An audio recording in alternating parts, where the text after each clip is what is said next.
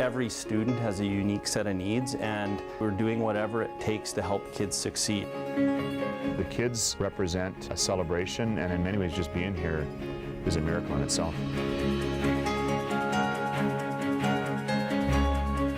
This is where we are. Those are all the northern reservations where some of the students come from. But here's where I come from.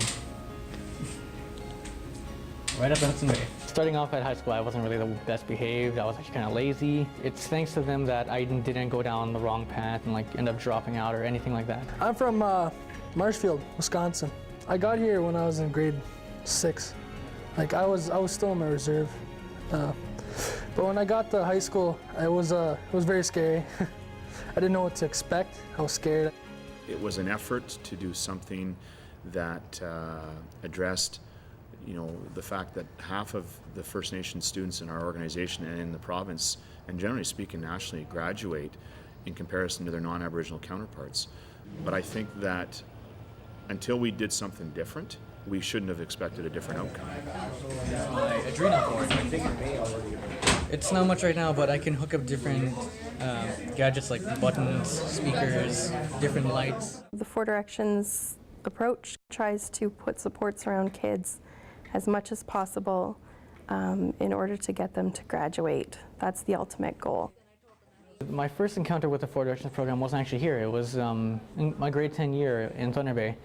They had a Four Directions branch there, and I didn't really get help much with schooling, but rather just more settling in. Because, Thunder Bay is a big city, and, I was far away from home, which is Fort Severn, Ontario. And you can imagine me coming from literally the middle of nowhere to suddenly, wham, this center of society. Well, back in my own school, there was only 20 kids. 20 kids from grade kindergarten to grade 6. There was only 20 kids. There was only 6 of us in my class.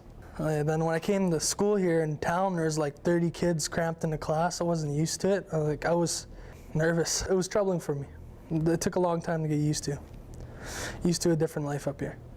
A lot of kids, especially from the north, who are isolated or were isolated and now living in this new community, this is a sense of community right here in this room. There are people who are from away just like them. There are people who understand their culture. There are people who understand what they've been through and where they come from, all in this room. It's a place you can come, feel safe, and make friends, and hopefully that helps you to feel safe in the school in the broader sense. This Four Directions program is leading the way for, it's not just our region, but showing our larger community, all of Ontario, all of Canada, what can be done, and what putting in the time and giving students real relationships and removing barriers and connecting with families, all these pieces really coming together to prove what is possible. It takes so much courage, especially given the history of education in this country with our Indigenous people. It's a sore spot for a lot of people. It's a dark sort of history, and so to willingly leave your home to go to another community for education, imagine the courage that takes. I can't even imagine. These ones are insulators, because if you didn't have those, the balls would actually fry. So these are to protect it from being fried. Fort Severn and other northern reservations, they're really isolated. You look around, there's no tall buildings, there's no pollution, and there's no concrete roads or streetlights. It's just trees, dirt, and small houses, that's it. And then you come here, all the noise, all the bright lights, and all the lively people, it can really get to you sometimes. Being far from home, I was kind of missing family. I even missed something as small as the air, believe it or not. In a reservation, you don't really have to worry about social status because everyone's basically on the same level anyway. We're raised that way. But when you come out here, there's things like popularity, social image, and who you're making friends with. It's stuff like that. And that was also pretty confusing to me my first time coming out for high school as well, because those were not problems to me prior to coming out here. Four Direction felt like a place where I can be safe, I was safe. It was nothing bad gonna happen in there. That's why I'm always in there, because it has that feeling, and you're bonded with everyone that's in there. That's why I really feel that it's a big part of my school right now. Laura and Rachel, like they always push me to go to class, get my stuff done. They're a really big part of my schooling, those two. The whole 4Direction program is. I tell the kids that whatever you need, come to me. I'm going to figure it out, or Laura's going to figure it out. I will tell the kids, you know, like if you have a hard time walking into a classroom because you're nervous, because you're a minute late and that class is full of people and it makes you feel really anxious to walk in because everyone's going to turn and look at you, come and get me and I will go to that door with you and I will tell your teacher, you know what, they were helping me, that's why they're late.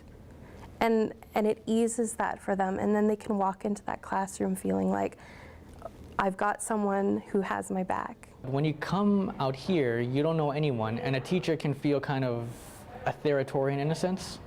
You just kind of feel you can't show weakness to them in any way. Because it's intimidating, but you know, they state that they're there to help you, but it can be difficult, especially for someone like me. Because most of the time when people come down south, they feel really shut off and shy, like they're not really the best speaker. You know, on any given day, this kid needs glasses, we need to get that sorted out. This kid, he needs some training for work so that he can keep his job, and I'm going to help with that.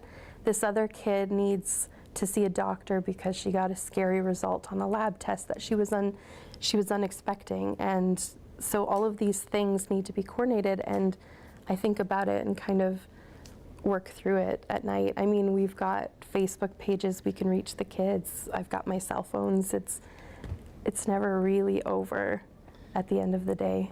Because it's so isolated and it's hard to get to sometimes, things like dental health, mental wellness, and even just a doctor even can get neglected. Say you've been through some tough times or like seen some stuff your child shouldn't, you can go to the 4Direction staff and just be like, hey, I kind of need help with this, and then they can get you into contact with someone who's more qualified. Like the school here, to support a program like this and the school board, it changes things. The last year, the grad rates had doubled for Indigenous students, and that's incredibly impressive, but it's a testament to the type of work that's done in this program.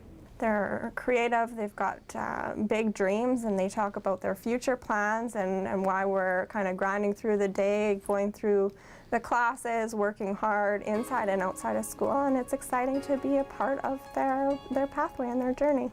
I probably wouldn't be able to even make it to school. Like I said, I probably would have failed. I need my education. You know, be an engineer to work on stuff like my dream on cars. It's my dream. I'm a big car fan. Thanks to them, I'm still going, and I actually have a shot of, you know, fulfilling my childhood dream, and that's being a soldier. Thank you. Like you can't even describe it in words.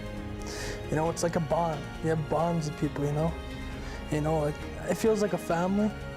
Really, everyone feels like a family in there. Honestly, like we all know each other. We see each other every damn day. We walk in there. But I would say thank you to all for giving me that push. Everybody in my life.